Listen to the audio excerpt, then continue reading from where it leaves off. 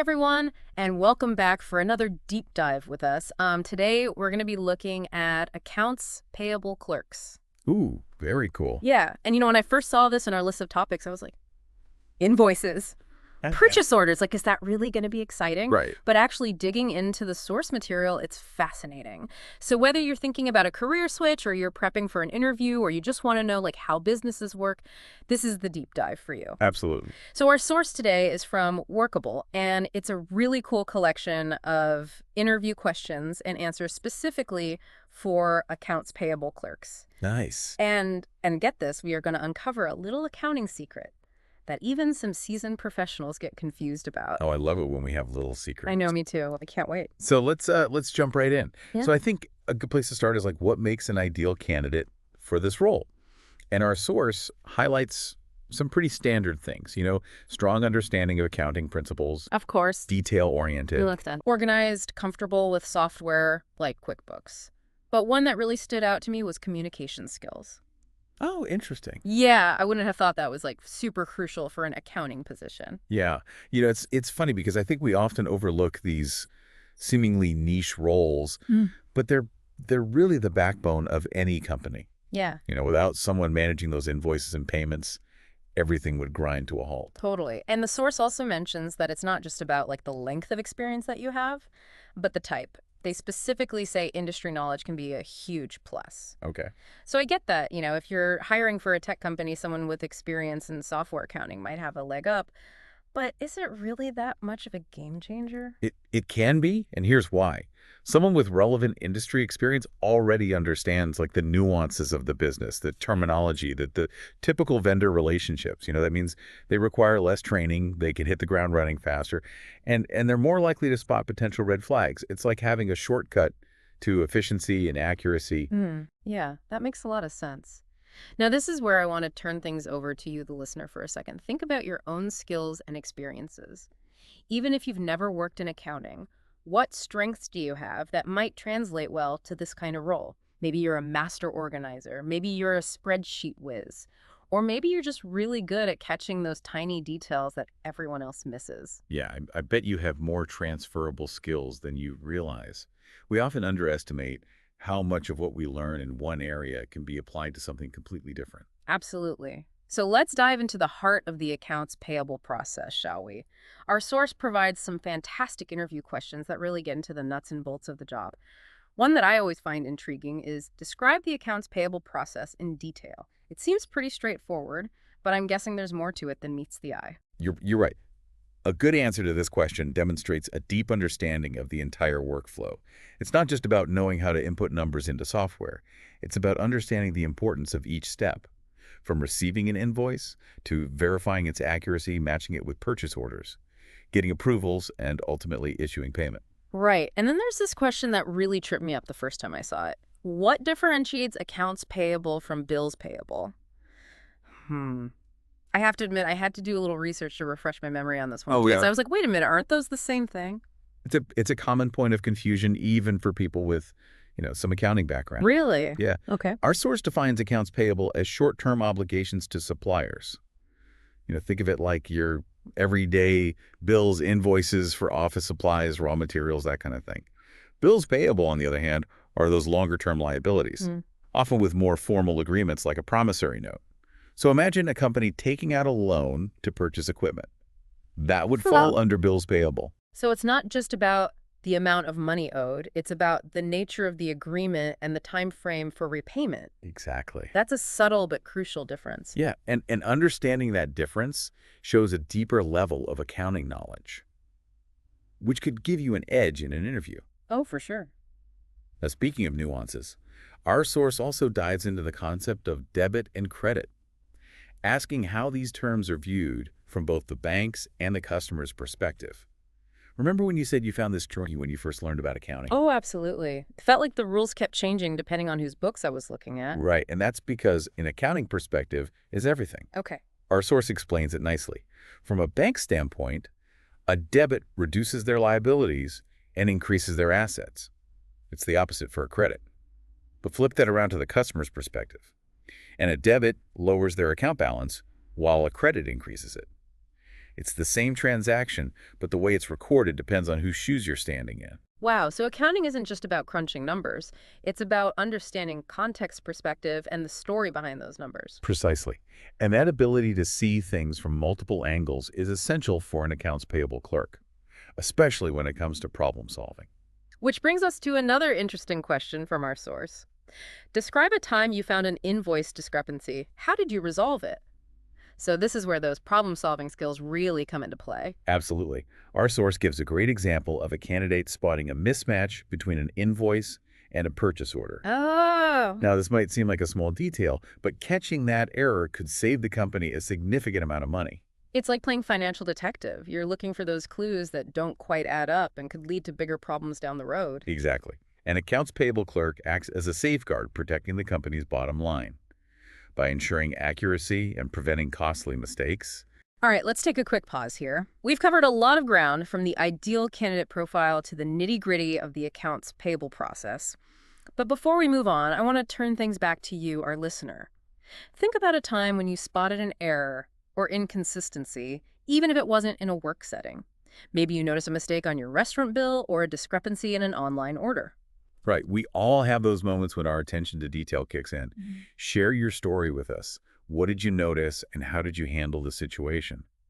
It's these everyday experiences that highlight the value of being observant and proactive. Skills that can be incredibly valuable in any career, especially in accounting. I love that. Now let's shift gears a bit and talk about what lies beyond the day-to-day tasks of an accounts payable clerk. Our source includes an insightful FAQ section that touches on career growth and professional development, which I think is really important to highlight. I completely agree. It shows that this isn't just a dead-end job. There are real opportunities to build your skills and advance in your career. Totally.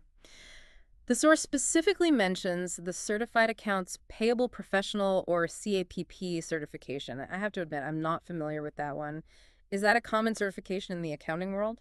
It is, and it's gaining more and more recognition.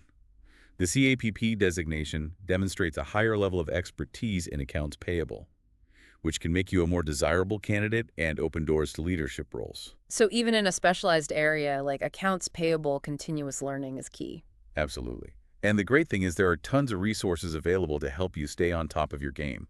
Our source mentions Workable's job board and professional organizations as great starting points. Right, and I bet there are online courses, workshops, conferences specifically for accounts payable professionals. You bet. It's all about staying curious and investing in your professional development, no matter what stage of your career you're in. That's fantastic advice for anyone, really. Okay, so we've explored the ins and outs of being an accounts payable clerk, from the essential skills and responsibilities to the potential for career growth. Before we wrap up this part of our deep dive, I have one final question for you, our listener. What's the one thing that stood out to you the most so far? Yeah, let's hear your thoughts. What sparked your curiosity or maybe even surprised you about this role? You know, as we're talking about this, it makes me think about how accounting is constantly evolving. Like new software, new regulations, new ways of doing business. It's not just about crunching numbers in a vacuum anymore. Yeah, you're absolutely right. And that's why it's so important for accounts payable clerks to stay ahead of the curve. Think about the rise of automation and AI.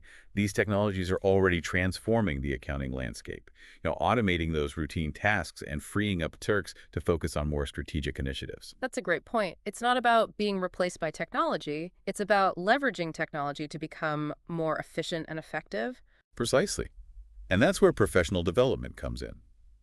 By staying updated on the latest trends and acquiring new skills, accounts payable clerks can position themselves as valuable assets in this evolving environment. For sure, for sure. Okay, so let's shift gears a bit and talk about something that's always fascinated me, the concept of debit and credit. Remember how we were talking about how perspective matters in accounting? Absolutely. It's one of those fundamental principles that can be tricky to grasp at first. Totally. I remember when I first learned about debit and credit, it felt like the rules kept changing depending on whose books I was looking at. I hear you. It's like learning a new language, where the same word can have multiple meanings depending on the context. But once you understand the underlying logic, it becomes much clearer. So can you break it down for us? How does the perspective of the bank differ from the perspective of the customer when it comes to debit and credit? Sure. Let's imagine a simple transaction. You deposit $100 into your bank account. From your perspective as the customer, this is a credit. Your account balance increases by $100. Makes sense, right? Yeah. Yes, that's straightforward. Now let's look at it from the bank's perspective.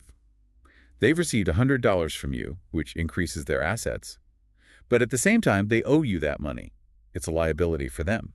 So they record this transaction as a credit to their liabilities and a debit to their assets. Ah, I see. So it's the same transaction, but it's recorded differently depending on whether you're looking at it from the bank's side or the customer side. Exactly. And to visualize this, accountants use something called P accounts. It's a simple but powerful tool that helps illustrate how debits and credits affect different accounts. T accounts. That sounds intriguing. Can you elaborate on that a bit? Sure. Imagine a big T. The left side represents debits and the right side represents credits. For each transaction, we record the debit entry on the left side of one account and the credit entry on the right side of another account. This ensures that the accounting equation, assets equal liabilities plus equity, always stays in balance. Okay, I'm starting to see the logic here. It's like a puzzle where each piece has to fit perfectly to create the complete picture. That's a great analogy. And this puzzle-solving aspect is a big part of what makes accounting so fascinating. Totally, totally. Now, speaking of problem solving, let's revisit that interview question about invoice discrepancies. You mentioned earlier that an accounts payable clerk acts as a safeguard against costly mistakes. Can you give us a specific example of a potential error and the consequences of not catching it? Sure. Let's say a vendor accidentally sends an invoice with an incorrect quantity of items. Maybe they billed for 100 units instead of the 50 they were actually ordered. If this error slips through the cracks, the company ends up overpaying potentially by a significant amount. And this can have a ripple effect, impacting budgets, financial reports, and even relationships with vendors. Yeah, it's amazing how a seemingly small detail can have such a big impact. It really highlights the importance of vigilance and attention to detail. An accounts payable clerk needs to be like a detective, carefully scrutinizing each invoice and comparing it to purchase orders contracts and any other relevant documentation. So it's not just about crunching numbers, it's about being an advocate for accuracy and financial integrity. Exactly. And that's a key takeaway I hope our listeners remember. An accounts payable clerk plays a vital role in protecting a company's financial health. It's funny how we often take these behind-the-scenes roles for granted, but they're essential for any organization to function smoothly. I couldn't agree more. Accounts payable clerks are the unsung heroes of the business world. Now I want to turn things back to you, our listener. Have you ever experienced a situation where a seemingly small error or oversight had a surprisingly big impact? Maybe it was a misplaced decimal point or a typo in a contract or a missed deadline. Share your story with us. We'd love to hear your insights and how you navigated the situation. We can all learn from each other's experiences. After all, that's what the deep dive is all about. Yeah, it really highlights the importance of having someone dedicated, like to catching those errors before they become bigger problems. Right. And that's why when I'm thinking about the true potential of an accounts payable clerk, it's not just about like their technical skills. It's about the mindset. Mm, That proactive, detail-oriented approach. That goes beyond just ticking boxes. I love that. Okay, so let's play a little game then, inspired by our source material today. If you were interviewing for an accounts payable clerk position, what one question would you ask to really gauge a candidate's potential? Ooh, that's a good one. Let's see. I think I would stay away from like textbook accounting knowledge. I would probably ask something like, tell me about a time you had to deal with a difficult vendor situation. How did you approach it? Oh, that's a really good one. Because it gets at their communication skills, their problem-solving abilities, and how they handle those tricky interpersonal dynamics. Exactly.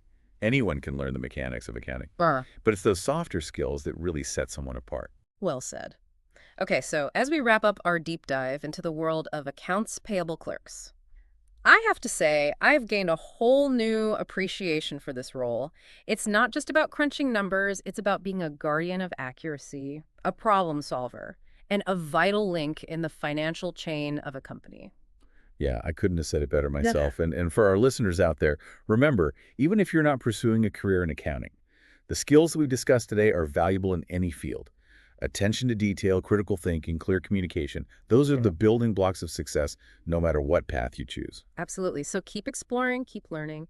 And who knows, maybe we'll see you in the world of accounts payable someday. Until next time, happy diving.